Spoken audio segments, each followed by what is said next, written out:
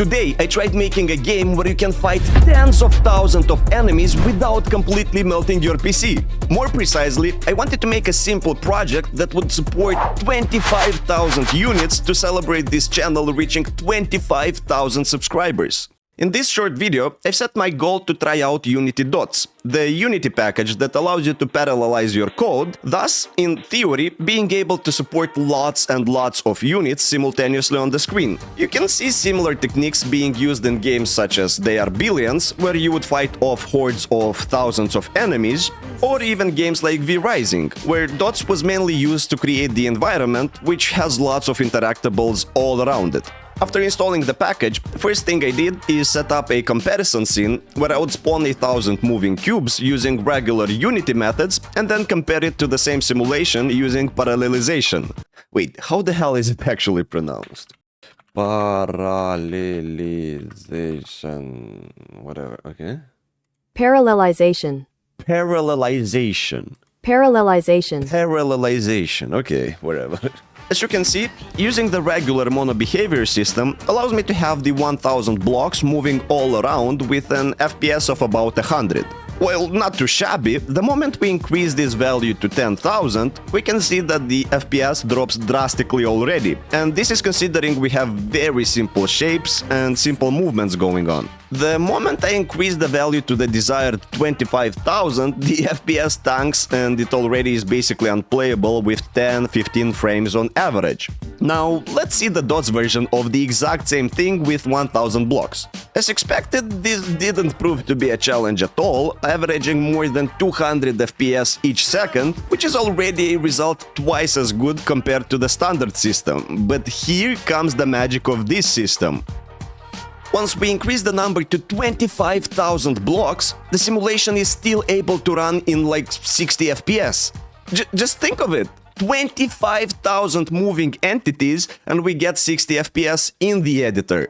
The reason it works so well is because the regular MonoBehaviour scripts that Unity uses are running on the same thread of your CPU, while Dots architecture ensures that all of your threads are being used. Simply put, Unity is struggling to use the full power of your machine, and Dots mitigates that by executing the code in parallel. Similar to making a multiplayer game, the code base ends up looking entirely different, and the way you think about the processes and the architecture is slightly different as well. I won't go into the depths of how to make your own Dots project, since that isn't really the goal of this video, and also because CodeMonkey already did a much better job at that, so go check out his video if you want to learn as well.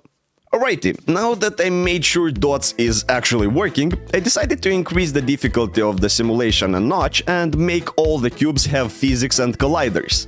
In this first experiment, I tried having the 10,000 cubes spawn above the ground and be affected by gravity as well as collide with the environment and each other. As expected, this wasn't much of a challenge for the Dots system, so I increased the value to 25,000. That's where I kinda expected the limits of good FPS to be, but I was quickly impressed when I saw the FPS.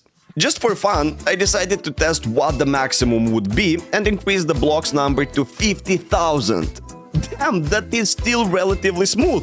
A bit jittery, but still works. So let's try breaking it with 100,000 entities. Well, we have about 2 frames per second, but it didn't break though. Here is the sped up version, which is a bit smoother. Okay, so we have many objects spawning, they all are physical bodies and the collisions work pretty well. Time to add some game logic. I made a simple player controller for this bean and modified the blocks to move towards it, and that is where some really cool stuff happened. You see, when you have 10, 50 or even 100 blocks moving in a similar direction, it still looks like blocks moving in one direction, duh. But when you have tens of thousands of blocks all moving in the same direction, it all starts looking more like some sort of fluid dynamics. I don't know why, but I was so mesmerized by how this amalgamation of cubes was moving, or should I say flowing across the map. You can spend an eternity looking at 3 things: the way fire burns, the way water flows, and the way 25,000 cubes try to catch a bean. Currently, the bean can only run for his life from the literal wave of enemies chasing him, so time to give it some way to fight back. Now this little fella can shoot a ton of bullets, which respond using same techniques as the cubes, thus allowing us to have a lot of them on the screen simultaneously. Now our Bean Boy can deal damage and eventually destroy the cubes hit by projectiles. Pretty cool, huh?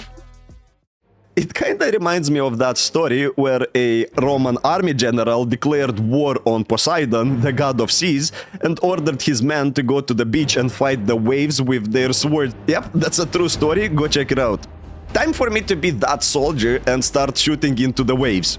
By the way, while you look at my desperate attempts to fight back the block hordes, I would like to take a moment and thank you guys for the 25,000 subscribers. You are making my dream come true, and huge thanks to my Patreon subscribers, you are the legends. Alrighty, looks like I'm doing relatively well, and most importantly, I don't think I ever got less than 30 FPS, so I can definitely call this experiment a success. I also tried combining machine learning AI with dots, hoping to train an AI fight tens of thousands of enemies, but that proved much larger of a challenge. I was only able to find one video on YouTube and a GitHub post about it, but I will definitely look more into this idea and try it again. Initially, I was planning on releasing a different, much larger AI video today, but the dum-dums ain't training as fast as I wish, so in the meantime you can check out this other video of mine where I train Pogo dominate tower defense games. Bye!